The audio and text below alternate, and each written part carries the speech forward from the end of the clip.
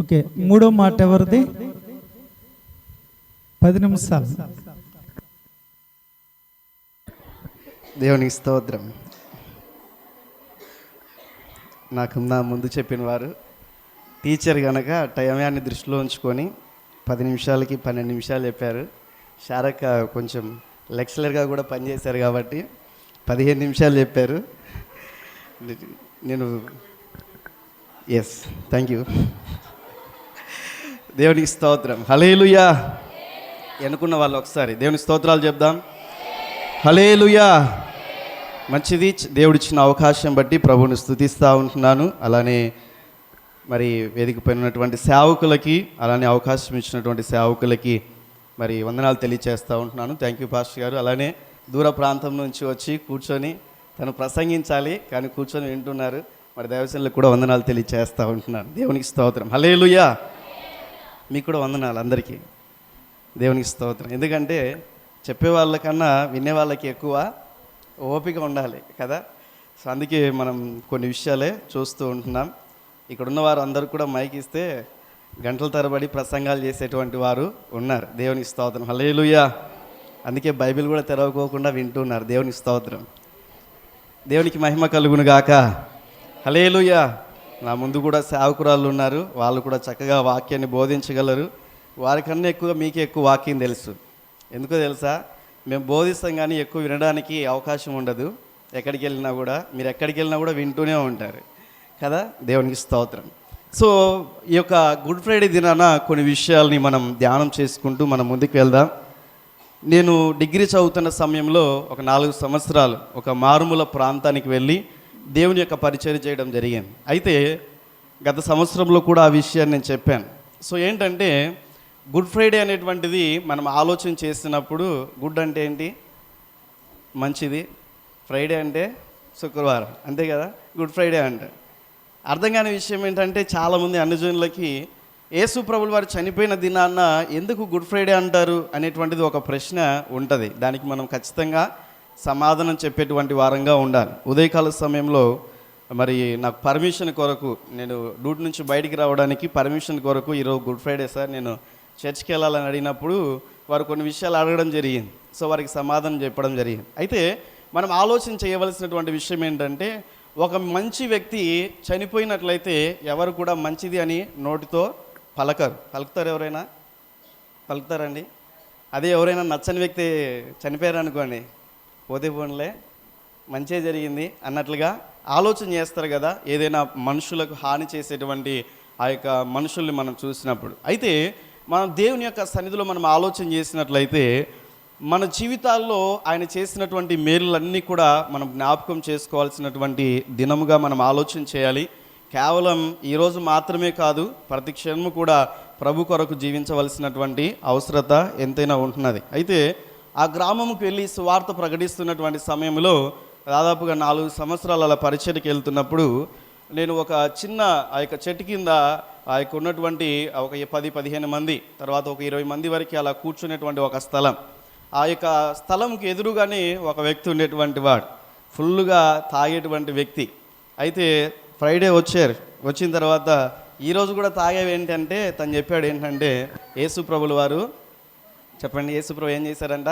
చనిపోయారు. అందుకే ఎందుకు బాధతో ఏం చేశాడంట? బాధతో తను తాగేశానని చెప్పాడు. సరే అయిపోయింది. సండే వాళ్ళకు ఉన్నటువంటి అలవాటు ఏంటంటే ఉదయం 3 గంటలకి తెల్లవారుజామున యేసు ప్రభు లేచాడు కదా, లేచినాడు రా సమాధిని పాట పాడతారు కదా. అయితే తెల్లవారుజామునే 3 గంటలకి ఆరాధనకు రమ్మంటారు. అంటే వాక్యంలో ఎలా ఉంది అలా జరగాలంటారు ఆ ఊరిలో. సరే అని చెప్పి 2 గంటలకు లేచి 3 గంటలకల్లా ఆ ప్రాంతానికి వెళ్ళి అలా ఆరాధన చేస్తే ఆ రోజు అంత పొద్దున కూడా తాగేసి వచ్చాడు. ఈరోజు కూడా మరి ఏం చెప్తావు స్టోరీ అంటే తను అన్నాడు, యేసు ప్రభు నా కోసము ఏం చేశాడు? లేచాడు. అందుకే ఏంటంట సంతోషముతో మళ్ళీ క్రిస్మస్ కూడా వచ్చింది అదే సందర్భంలో. ఏం చెప్పాడు? అందుకనే యేసు ప్రభు నా కోసం పుట్టాడని చెప్పి సంతోషం. తాగడం మటుకు మానలేదు. సో మనం ఆలోచన చేయాలి ఏంటంటే మనం పెదవులతో పలికి హృదయంలో మనం దాన్ని అంగీకరించి మనము వాక్యానుసారమైనటువంటి జీవితం అనేటువంటిది లేకోకుండా ఉన్నట్లయితే ఉపయోగం లేదు అన్న విషయాన్ని మనం ఆలోచన చేయాలి. సో కొన్ని విషయాలు మనం చూద్దాం. యోహాను సువార్త 19వ అధ్యాయము 26-27 వచనాల్లో చెప్పబడిన మాట చదవండి ఒకసారి ఎవరైనా. యేసు తన తల్లియు తాను ప్రేమించిన శిష్యుడును, అమ్మా ఇదిగో నీ కుమారుడు అని దేవుడికి స్తోత్రం, హల్లెలూయా. అలా కింది వచ్చిన కూడా చదవండి. తరువాత శిష్యుని చూచి ఇదిగో నీ తల్లి అని చెప్పాను. ఆ గడియ నుండి ఆ శిష్యుడు తన ఇంట చేర్చుకొనెను. దేవునికి స్తోత్రం, హల్లెలూయా. సో ఇక్కడ మొదటి మాటలో మనం చూస్తే క్షమాపణను గురించి మనం నేర్చుకుంటూ మనము ముందుకు వెళ్ళి ఉంటున్నాం. అలానే రెండవ మాట గురించి ఏం నేర్చుకున్నాం? రక్షణను గురించినటువంటి మనము ఆ యొక్క అమూల్యమైనటువంటి 2 మాటలు మనము ధ్యానం చేసుకున్నాం. మూడవ మాటకి ఏంటంటే బాధ్యత కలిగినటువంటి ప్రేమ. మీ ప్రక్కవారు చెప్తారా? బాధ్యత కలిగిన ప్రేమ.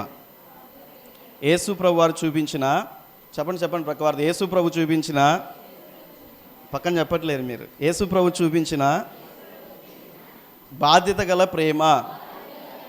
దేవునికి స్తోత్రం, హల్లెలూయా.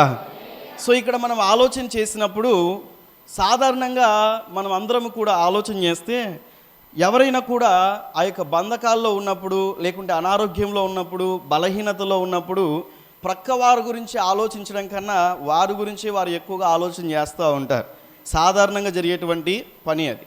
సో మనం ఆలోచన చేసినట్లయితే అర్థం చేసుకోవడానికి, మరి నాకు 10 లక్షల అప్పులు ఉన్నాయనుకోండి, నీ గురించి చెప్పకూడదు అందుకే నా గురించి చెప్తున్నాను. నాకు 10 లక్షల అప్పులు ఉన్నాయనుకోండి, ఎన్నోస్ బ్రదర్కి 5 లక్షల అప్పులు ఉన్నాయనుకుందాం. ఇప్పుడు నేను వెళ్ళి బ్రదర్ నా దగ్గర 10 లక్షల అప్పు ఉంది, దయచేసి నాకు తీర్చు అని చెప్తే ఏమంటాడు తను? నాకు కూడా ఉంది అయ్యా, నేను నా వల్ల కాదని చెప్తాడు. అంటే ఆల్రెడీ తను ఉన్నటువంటి పరిస్థితి మనం చూస్తాం. సో అర్థం చేసుకోవడానికి. సో ఇక్కడ కూడా మనం ఆలోచన చేసినప్పుడు ఈ బాధ్యత అనేటువంటిది యేసుక్రీస్తు ప్రభుల వారు చుట్టూన్నటువంటి పరిస్థితుల వైపు ఆయనకున్నటువంటి వాటన్నిటిని కూడా గమనిస్తూ ఉన్నప్పటికీ కూడా తను ఎంతగానో వేదన చెందుతున్నప్పటికీ కూడా ఆయనకున్నటువంటి బాధ్యతను ఆ యొక్క ఎక్కడ కూడా విడిచిపెట్టలేదు అన్న విషయాన్ని మనం జ్ఞాపకం చేసుకోవాలి. సో ఇక్కడ ఇదే మాట మనం ఆలోచన చేస్తే కీర్తనలు 22వ అధ్యాయం 18వ వచనంలో, మరి రాసుకునేవారు రాసుకోవచ్చు, తీయనవసరం లేదు. 22వ అధ్యాయం 18వ వచనంలో నా వస్త్రములు వారు పంచుకొనుచున్నారు అన్న విషయాన్ని లేఖన భాగంలో మనం చూస్తాం. అంటే యేసుక్రీస్తు ప్రభుల వారు ఆ యొక్క శిలువ శ్రమ అనేటువంటిది ఎంత భయంకరమైనటువంటిదో మనం ఆలోచన చేయాలి. ఎటువంటి రీతిగా ఆయన గాయపరచబడ్డాడో మనం ఆలోచన చేయాలి. ఆయన ఎంతగా వేదన చెందుతున్నాడో మనము జ్ఞాపకం చేసుకోవాలి. దాదాపుగా ఉదయకాల సమయంలో 9 గంటల నుంచి మధ్యాహ్న కాల సమయంలో ఆ యొక్క 3 గంటల వరకు ఆయన పడినటువంటి ఆ యొక్క చివరి క్షణాలు, ఆ వేదనను మనం ఆలోచన చేసినప్పుడు నిజంగా మన కొరకు ఆయన ఎంత త్యాగం చేశాడు అనేటువంటిది మనం జ్ఞాపకం చేసుకోవాలి. ఎందుకు ఈ యొక్క మాటను మనం జ్ఞాపకం చేసుకోవాలంటే యేసుక్రీస్తు ప్రభుల వారు చెప్తా ఉన్నటువంటి మాట తన తల్లిని చూసి ఏమంటున్నాడంటే, అమ్మా ఇదిగో నీ కుమారుడు అన్న విషయాన్ని తెలియచేస్తూ ఉంటున్నాడు. అలానే యోహానుకు కూడా బాధ్యతని ఇస్తున్నట్లుగా మనం చూస్తూ ఉంటున్నాం. కొన్ని విషయాల్ని లేఖన భాగంలో మనం ఆలోచన చేసినట్లయితే ప్రస్తుత దినాల్లో ఉన్నటువంటి పిల్లలు ఎలా ఉంటున్నారు అన్న విషయాన్ని మనం చూస్తే తిమోతికి రాసినటువంటి 2వ పత్రిక 3వ అధ్యాయం 2వ వచనంలో ఒక మాట రాయబడి ఉంటున్నది. త్వరగా తీద్దాం. తిమోతికి రాసినటువంటి 2వ పత్రిక 3వ అధ్యాయము 2వ వచనం చదవండి. ఏలయనగా మనుషులు స్వార్థప్రియులను, ధనాపేక్షులను, బింకములాడువారును, అహంకారులను, దూషకులను, తల్లిదండ్రులకు అవిధేయులను, కృతజ్ఞత లేనివారు, అపవిత్రులు. సో ఇక్కడ ఆలోచన చేస్తే ప్రస్తుత దినాల్లో ఉన్నటువంటి సొసైటీలో కావచ్చు, లేకుంటే ఇక్కడ ఉన్నటువంటి వారిలో కొంతమంది కావచ్చు. సో ఆలోచన చేస్తే మనుషుల యొక్క స్వభావం అనేటువంటిది ఏ స్థితిలో ఉంటున్నదంటే తల్లిదండ్రులకు అవిధేయత కలిగినటువంటి వారు ఉంటున్నారు. అలానే మనం ఆలోచన చేస్తే కృతజ్ఞత లేనటువంటి వారుగా ఉంటున్నారు. ఈ మాట మనం జ్ఞాపకం చేసుకోవాలి. సాధారణంగా మనం ఆలోచన చేస్తే ఒక తల్లికి ఉన్నటువంటి ఆ యొక్క లక్షణాలని మనం ఆలోచన చేసినట్లయితే తను ఫస్ట్ తింటుందా, ఫస్ట్ పిల్లలకు పెడుతుందా అండి? చెప్పండి. ఫస్ట్ ఏం చేస్తుంది? పిల్లలకు పెడుతుంది. పిల్లలకు పెట్టిన తర్వాతే ఉంటే తింటుంది, లేకుంటే నీళ్లు తాగైనా కూడా నిద్రిస్తాయి తల్లికి ఉన్నటువంటి లక్షణం మనం ఆలోచన చేస్తే. సో ఇక్కడ ఆలోచన చేసినట్లయితే అలానే వారికి ఉన్నా లేకున్నా కూడా ఆ యొక్క ఉన్నటువంటి చిన్నతనం నుంచి బట్టలు కావచ్చు, ఏదైనా కూడా పండుగలు వచ్చినప్పుడు కావచ్చు, ఆ యొక్క ఉన్నటువంటి కొన్ని పరిస్థితులు బట్టి కావచ్చు. సో ఆ సమయాల్లో కూడా వారు ఏం చేస్తారంటే వారు వస్త్రములు కొనుక్కోకపోయినా కూడా పిల్లలకి ఏం చేస్తారు వాళ్ళు చెప్పండి, కొనిచ్చారా లేదా? మరి మాట్లాడట్లేరు కదా. సో అంటే తల్లిదండ్రుల యొక్క బాధ్యతను మనం చూస్తూ ఉంటున్నాం. అయితే ఆ యొక్క ఉన్నటువంటి విధానం బట్టి మనం ఆలోచన చేసినప్పుడు పెద్దవారైన తర్వాత తల్లిదండ్రులను నిర్లక్ష్యపరిచేటువంటి వారు అనేక మంది ఉంటున్నారన్న విషయాన్ని ఆలోచన చేయాలి. నేను సాధారణంగా అనేక చోట్లకు వెళ్తున్నప్పుడు అనేక మంది వృద్ధులుగా ఉంటారు. వారితో వ్యవహరించేటువంటి విధానం, వారితో మాట్లాడేటువంటి విధానం, వారిని ట్రీట్ చేసేటువంటి విధానం చూస్తే ఆ ఉన్నటువంటి ఎంతో వేదన, ఎంతో బాధ కలుగుతుంది. ఏంటంటే ఒక ఇంట్లో ఏ రీతిగా అయితే ఆ ఉన్నటువంటి కుక్కను పెంచుకునేటువంటి వారు ఒక ప్లేట్ వాడతారు కుక్క కొరకు, అంటే కంప్లీట్గా ప్రతిరోజు కూడా అదే ప్లేట్లో దానికి ఏం చేస్తారు, ఫుడ్ పెడతారు. అటువంటి రీతిగా కుటుంబంలో ఉన్నటువంటి పెద్దవారిని ట్రీట్ చేస్తూ ఉంటారు. కానీ యేసుక్రీస్తు ప్రభుల వారు చెప్పినటువంటి ఈ యొక్క మాటను మనం ఆలోచన చేసినప్పుడు ఆ యొక్క ఉన్నటువంటి బాధ్యతను మనం ఎలా నిర్వర్తిస్తూ ఉంటున్నాం అన్న విషయాన్ని మనం జ్ఞాపకం చేసుకోవాలన్న విషయాన్ని తెలియచేస్తూ ఉంటున్నాను. అది ఒక ఆజ్ఞగా ఉన్నటువంటి కొన్ని వాక్యాలని మనం చూస్తే లేఖన భాగంలో నిర్గమాకాండం 20వ అధ్యాయము 12వ వచనంలో, నిర్గమాకాండం 20వ అధ్యాయం 12వ వచనంలో, నీ దేవుడైనటువంటి యెహోవా నీవు అనుగ్రహించినటువంటి నీ దేశంలో దీర్ఘాయుష్మంతుడవు అగునట్లు నీ తల్లిని నీ తండ్రిని ఏం చేయాలి చెప్పండి, ఏం చేయాలి? సన్మానించాలి. సన్మానించడం అంటే ఏంటి చెప్తారా అన్న? సన్మానించడం అంటే ఏంటి? సన్మానించడం అంటే మర్యాదపూర్వకంగా నడుచుకోవడం. ఓకే, ఇంకా సన్మానం అంటే ఒక పూలదండ తీసుకొని వచ్చి కదా, ఒక ఉన్నటువంటి శాలువ తీసుకొని వచ్చి కప్పడమా? సన్మానించడం అంటే కాదు కదా. సో ఏం చేయాలంట? తల్లిని తండ్రిని సన్మానించాలి, గౌరవించాలి వారిని అన్న విషయాన్ని మనం చూస్తూ ఉంటున్నాం. ఈరోజు తల్లిదండ్రులు పేర్లు పెట్టి పిలిచేటువంటి వారు ఉంటున్నారు, యవనస్తులు. అలానే ఇష్టానుసారంగా మాట్లాడేటువంటి వారు ఉంటున్నారు, వారికి విధేయత కలిగి జీవించట్లేరు. ఇక్కడ మనం ఆలోచన చేసినట్లయితే ఎంతగా కృతజ్ఞత కలిగినటువంటి వారుగా ఉండాలో ఇక్కడ దేవుని యొక్క వాక్యము సెలవిస్తున్నట్లుగా మనం చూస్తూ ఉంటున్నాం. అయితే సామెతల గ్రంథం 23వ అధ్యాయం 25వ వచనంలో కూడా మనం చూస్తే తల్లిని తండ్రిని ఏం చేయాలంటే సంతోష పెట్టాలి అన్న విషయాన్ని మనం చూస్తూ ఉంటున్నాం. ఏం చేయాలంట? తల్లిని తండ్రిని చెప్పండి, సంతోష పెట్టాలి. ఎలా సంతోషపడతారు? వారు ఏదైతే మీ కొరకు ఖర్చు పెట్టి ఉంటున్నారో, ఏ రీతిగా అయితే వారు మీ కొరకు త్యాగం చేసి ఉంటున్నారో, సో వాటిని బట్టి వారిని దూషించుకోకుండా, వాళ్ళని నిర్లక్ష్యపరచుకోకుండా వారి బాధ్యతలను మనం ఏం చేయాలి? స్వీకరించేటువంటి వారంగా ఉండాలి. దేవునికి స్తోత్రం, హల్లెలూయా. చేతులు ఎత్తట్లేరు, దేవునికి స్తోత్రం, హల్లెలూయా.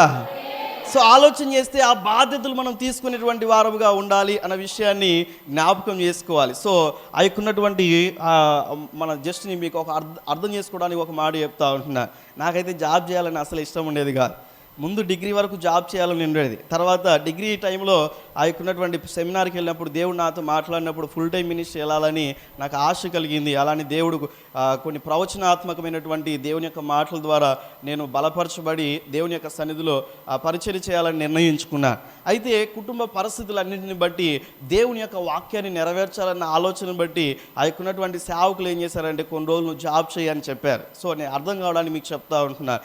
సో ఆలోచన చేసినట్లయితే దాదాపుగా నేను ఆ యొక్క అమలాపురంలో జాబ్ చేస్తున్నప్పుడు ఆల్మోస్ట్ నాకు 12 lakhs అంటే ఫ్యామిలీలో 12 లక్షల రూపాయలు అప్పు ఉందండి, 12 లక్షల రూపాయలు. సో నాకేమో పరిచయం చేయాలని, సో అయికున్నటువంటి కానీ దేవుని యొక్క వాక్యాన్ని నెరవేర్చాలి, వారిని అలా విడిచిపెట్టేసి బాధతో అలా విడిచిపెట్టడం మంచిది కాదన్న ఆలోచన బట్టి నిర్ణయించుకొని జాబ్ చేయడానికి ముందుకు వచ్చాను. దాదాపుగా 7 సంవత్సరాలు 10 లక్షల అప్పు తీర్చాను. దేవునికి స్తోత్రం, హల్లెలూయా.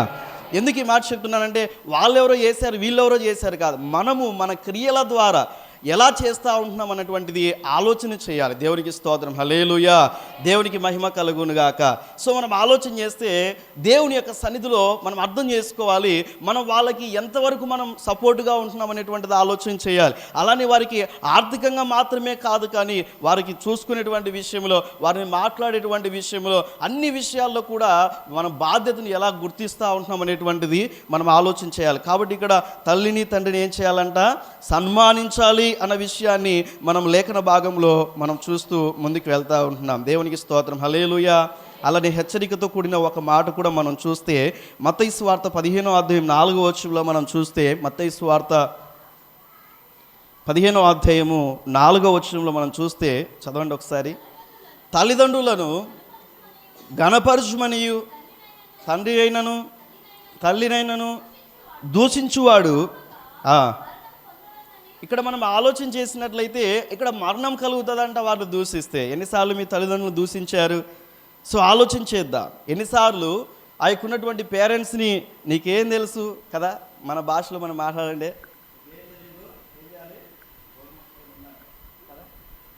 నువ్వేం చదువుకున్నావా, నీకేం తెలుసు కదా, ఇలా అంటూ ఉంటారు. సో ఆలోచన చేద్దాం. తల్లిదండ్రులు మనం గౌరవించేటువంటి వారముగా ఉండాలి. సో వాళ్ళ దూషించకూడదు అన్న విషయాన్ని మనం ఆలోచన చేయాలి. సో దేవాది దేవుడు దేవుని యొక్క వాక్యం ద్వారా హెచ్చరిస్తున్నటువంటి మాట ఇక్కడ మనం ఆలోచన చేసినట్లయితే దేవుడు మనతో మాట్లాడుతున్న ప్రతిదీ కూడా మనం దేవుని యొక్క వాక్యాన్ని మన స్మరణకు తెచ్చుకొని ప్రతి సమయంలో కూడా దేవుని కొరకు జీవించవలసినటువంటి అవసరతను మనం చూస్తాం. ఈ మాటలో ముగ్గురు కనిపిస్తారు. ఎవరెవరు చెప్తారు ఒకసారి త్వరగా? ఈ మాట చెప్పినప్పుడు ఎవరెవరు కనిపిస్తారు? త్వరగా చెప్పండి. అంటున్నారు, చెప్పండి ఎవరెవరు? ఇక్కడ ఫస్ట్ ఒకరు చెప్తారు. చెప్పండి, ఇక్కడున్న వాళ్ళు ఎవరెవరు కనిపిస్తారు? యేసు ప్రభువులు గారు కనిపిస్తారు. ఇక్కడున్న వారు చెప్పండి. తల్లి కనిపిస్తుంది. తల్లి అంటే మరియమ్మ. ఓకే, అందరు కలిసి చెప్పండి. ఇంకొకరు ఎవరు కనిపిస్తారు? ఇక్కడున్నటువంటి శిష్యుడైనటువంటి యోహాను కూడా మనం చూస్తాం. సో ఇక్కడ ముగ్గురు వ్యక్తుల్ని మనం చూస్తాం. దేవునికి స్తోత్రం, హల్లెలూయా. సో ఈ మాటని మనము ఆ వచనాన్ని నేను విడగొట్టి దాని గురించి ధ్యానం చేస్తున్నప్పుడు దేవుడు అనేక విషయాలు నాతో మాట్లాడడం జరిగింది. సో కాబట్టి మనం ఆలోచన చేసినట్లయితే నాకు 3 నిమిషాల సమయం ఉంది. సో ఆ 3 నిమిషాలు ఒక్కొక్కరి గురించి ఒక్కొక్క నిమిషం చెప్పి నేను ముగిస్తాను. దేవునికి స్తోత్రం. ఉత్సాహంగా దేవునికి ఒకసారి ఇంకొంచెం బిగ్గరగా హల్లెలూయా. సో యేసుక్రీస్తు ప్రభుల వారి గురించి మనం ఆలోచన చేసినప్పుడు యేసుక్రీస్తు ప్రభుల వారు చెప్తారు ఏంటంటే, ఆయన ఈ భూమి మీదకి వచ్చినప్పుడు ఒక ప్రాంతంలో ప్రసంగం చేస్తూ ఉంటున్నాడు. చేస్తున్నటువంటి సమయంలో యేసుక్రీస్తు ప్రభుల వారి తల్లి, ఆయనకున్నటువంటి పేరెంట్స్, సహోదరులు వచ్చినప్పుడు అక్కడ ఉన్నటువంటి వారిలో మీలాంటి వాళ్ళు ఎవరో వచ్చి, అయ్యా మీ బంధువులు వచ్చారు, మీ వాళ్ళు వచ్చారని చెప్తారు. చెప్పినప్పుడు వెంటనే యేసు ప్రభుల వారు ఏమంటారు చెప్పండి?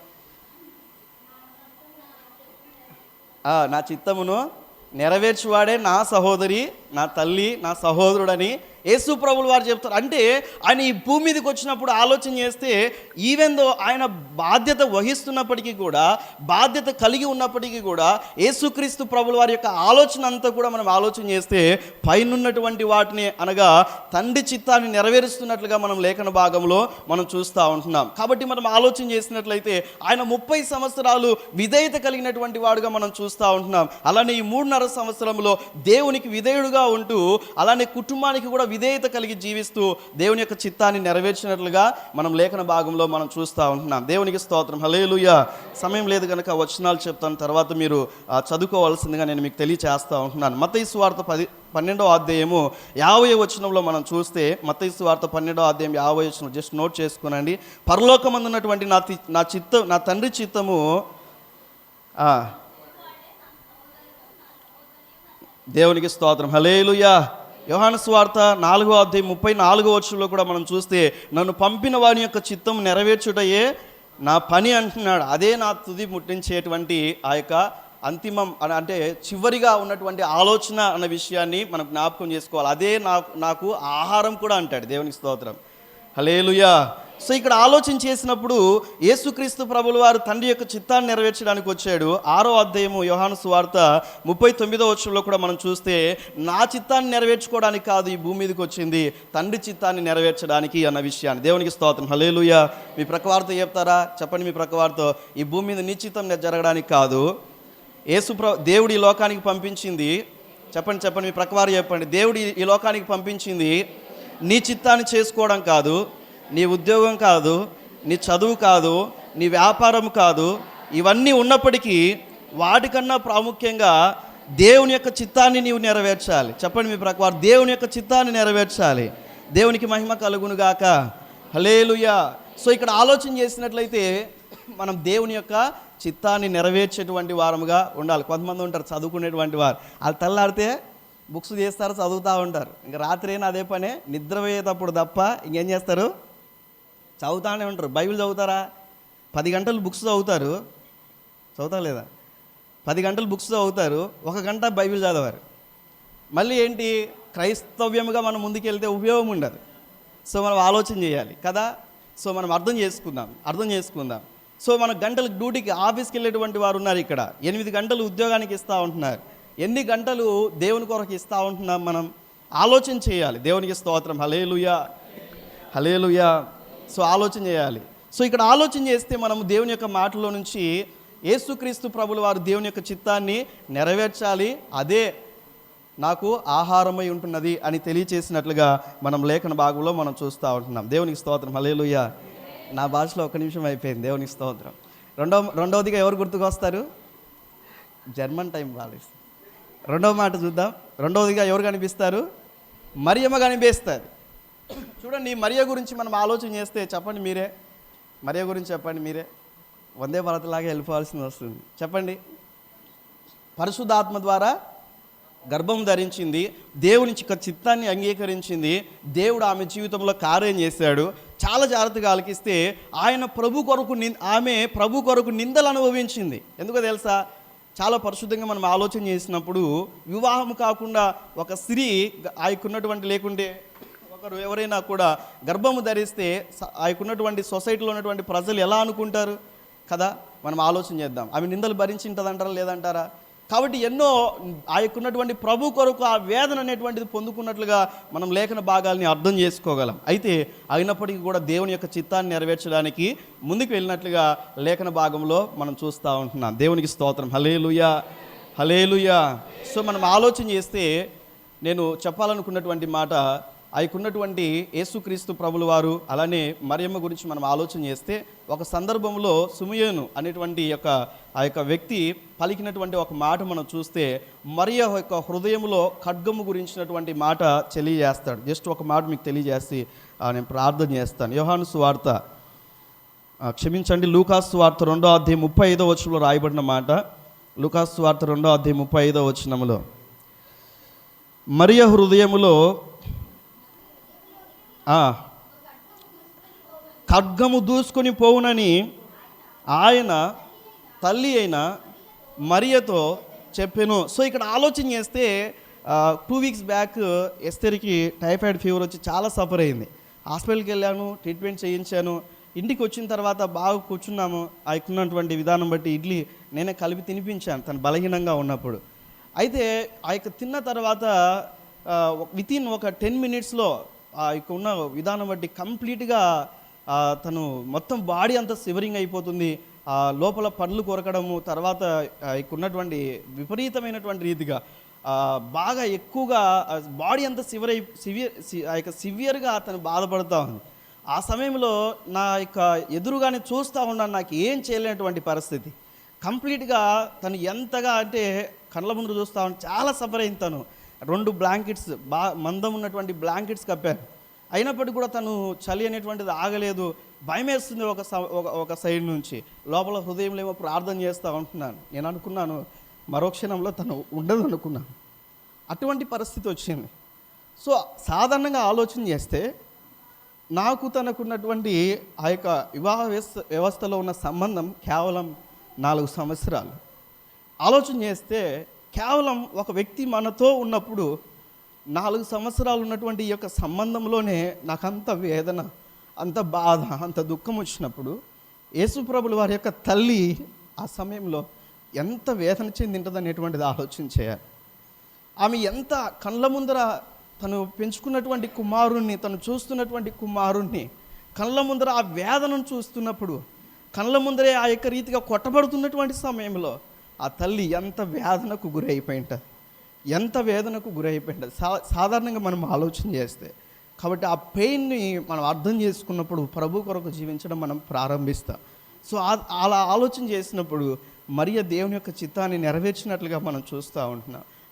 అటు ఎంత వేదన కలిగినప్పటికీ కూడా ఆయనకున్నటువంటి కుమారుని విడిచిపెట్టక ఆమె హృదయంలో ఎంతో వేదన చెందుతున్నట్లుగా మనం లేఖన భాగంలో మనం చూస్తూ ఉంటున్నాం. యోహాను గురించి కూడా మనం చూస్తే దేవుని ద్వారా పంపబడిన వాడు, దేవుని కన్నా ముందుగా పంపబడిన వాడని దేవుని యొక్క వాక్యంలో మనం చూస్తాం. యోహాను సువార్త 1వ అధ్యాయం 6వ వచనంలో దేవుని యొద్ద నుండి పంపబడినటువంటి ఒక వ్యక్తి తనే యోహాను. సో మనం ఆలోచన చేస్తే దేవుని యొక్క చిత్తాన్ని నెరవేర్చాడు, మార్గములను సరళం చేశాడు తను. సో ఆలోచన చేస్తే దేవుని యొక్క చిత్తాన్ని నెరవేర్చాడు. ఇక్కడ ఉన్నటువంటి మీరందరూ కూడా పరిశీలించాలి. దేవుని యొక్క చిత్తాన్ని నెరవేర్చాడు. మీ ప్రక్కవారు చెప్పండి, యేసు ప్రభుల వారు తండ్రి చిత్తాన్ని నెరవేర్చాడు, మరియా తండ్రి చిత్తాన్ని నెరవేర్చింది, యోహాను తండ్రి చిత్తాన్ని నెరవేర్చాడు. ఈరోజు నువ్వు దేవుని చిత్తాన్ని నెరవేరుస్తావా? అడగండి మీ ప్రక్కవారిని. దేవుని యొక్క చిత్తాన్ని నెరవేరుస్తావా? నీ తల్లిదండ్రుల పట్ల బాధ్యత వహిస్తావా? నీ తల్లిదండ్రుల ఎదుట బాధ్యత వహిస్తావా? మీ బిడ్డల విషయమై బాధ్యత వహిస్తావా?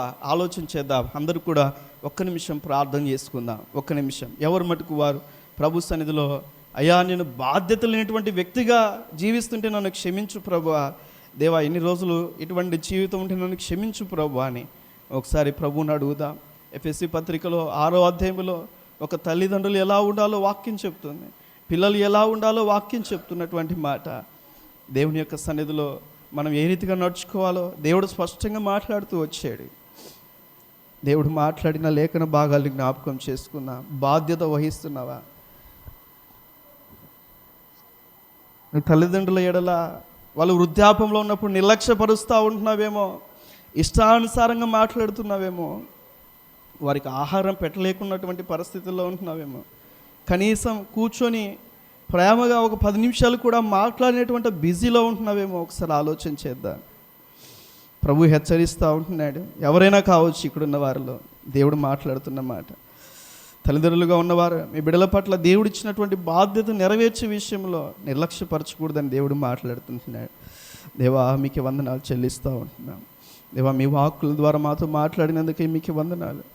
దేవా స్తోత్రాలు చెల్లిస్తూ ఉంటున్నాం. విత్తబడిన ప్రతి మాట కూడా ప్రభా, ఏది కూడా ప్రభా నిష్ప్రయోజనం కాకుండా ప్రభా, దేవా స్తోత్రాలు. ప్రతి హృదయం కూడా కదిలింపబడునుగాక, ప్రతి హృదయం కదిలింపబడునుగాక. దేవా జ్ఞాపకం చేసుకోండి ప్రభా.